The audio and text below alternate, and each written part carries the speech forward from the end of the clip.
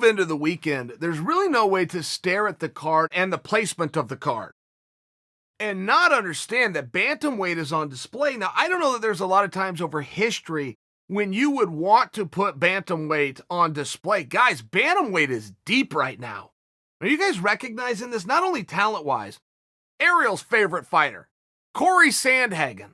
I mean, this guy's setting the world on fire. If you guys don't know Corey Sandhagen is to bantamweight what Gilbert Burns was to welterweight a week ago. Dark horse. He's becoming a little bit less of a secret, in all fairness. I do understand that, but he's a killer. He's taken on Sterling. Everybody knows Sterling. Sterling does a great job. Many people have believed when Henry walked away from the belt that you don't go after Peter Yan, you go after Jose Aldo. You make Sterling versus Sandhagen for the title. Many people said that. They said, hey, Dana, you don't need to go make a fight. You got one coming up.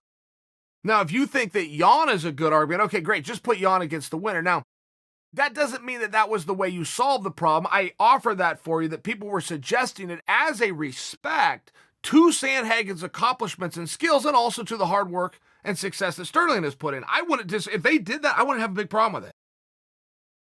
But that shows you that it's on display. Now, let's work down the card a little bit. Go all the way to the first fight, if you will. But you got O'Malley.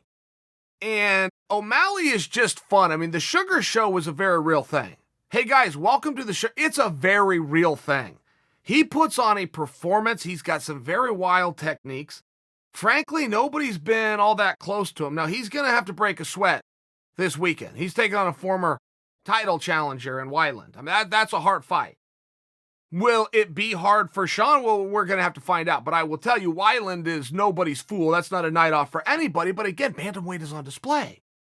Bump up the card just a little bit. And this is the main card, by the way. I haven't even got to the fact that a Sun Sao is on the card, down the ranks just a little bit, taking on the teenage heartthrob himself. But I will tell you, as I do look at that main card, and I do have to stare at the return of Cody Garbrandt, it's very hard to look away from. Look, I had to go through his record earlier today before I came to you guys to remind myself that he has lost his last 3. I forget that all the time. All the time. I only remember the good moments with Cody Garbrandt. Most guys don't work that way. But Cody Garbrandt is a star. He has the it factor, period. He's got them scary little eyes. He's got the tattoo, a cool haircut, and he takes care of business. Not to mention he's fun to watch. And if you do go look at those losses, and I will admit I had to be reminded of them, but they were all the same way, right? He started getting caught in the same spot. He started falling over a little bit. You can fix that regardless of people that tell you you can't. It just needs a break. Sometimes you've got to just take a break. It won't always fix it, but it is one way to fix it. And Cody did take that break. And I have to remind you also, he's a very loyal member of Teen Alpha Male. He's married and he's got a kid. And he came out and did an interview that I found very interesting. See if you guys do. But he came out and said, you know what? I left Alpha Male for training. I didn't leave the team, and I didn't leave because I think I can get better training. What I needed to do was sacrifice. I needed to struggle. I have the comforts of home.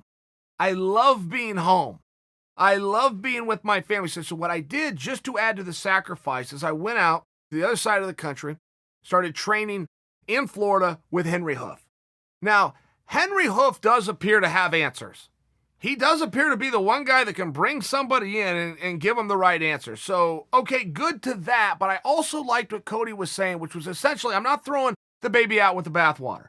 I'm not ignoring what I learned from Alpha Male. I'm not ignoring what got me to a world championship and to be a premier fighter in the division in the first place. I just needed a sacrifice. That's a very real thing. My coach Clayton Hires used to talk about it all the time. We would do some things that didn't even necessarily carry over to the sport of fighting. But Clayton believed that a fighter must be inconvenienced. You must be on the hill, ready to run, rain or shine, and out in Oregon, we got it all. We got from snow to hot, wet, whatever, at 6 a.m. on a Sunday. Everybody takes Sunday morning off, not with Clayton. And it wasn't just about the work you were going to do, it was that you were inconvenienced. That you had to go to bed early the night before, you had to get up, you had to be on the hill, boom, no excuses. Oh, and by the way, on a day that other people take off. It was about inconveniencing yourself. That was the word that Coach Clayton said. Cody talked about the word coming out of your comfort zone. But it's a very real thing mentally. You will ask yourself in the back at some point, do I deserve to win this? Have I done what it takes to win this? And nothing will answer that question easier and get you to the answer that you hope to achieve, which is yes, than being uncomfortable, than sacrificing, than being inconvenienced, as Clayton would say. I like what I'm hearing from Cody. I usually don't like it when a guy switches camps. That's generally the beginning of an end because a new camp represents a new system and a new philosophy. And more times than not, while guys are learning something new, they're forgetting what they showed up with.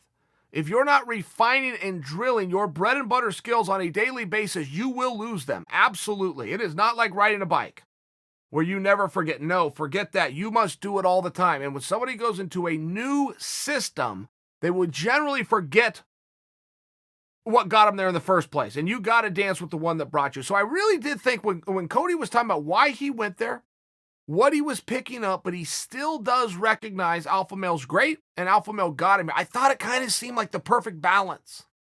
Now, are these things words? Are these things he hopes to be true? Or we're going to find out soon enough. I will just tell you on a personal level, I do believe Bantamweight is red hot. I do believe they need to be recognized in the way that they are. I do believe a Sun Tzu and Chase Hooper is a very real match. I do believe that Sterling and Sandhagen could have been for the championship. And I do believe the return of Cody Garbrandt to the sport, let alone the division, is only a positive.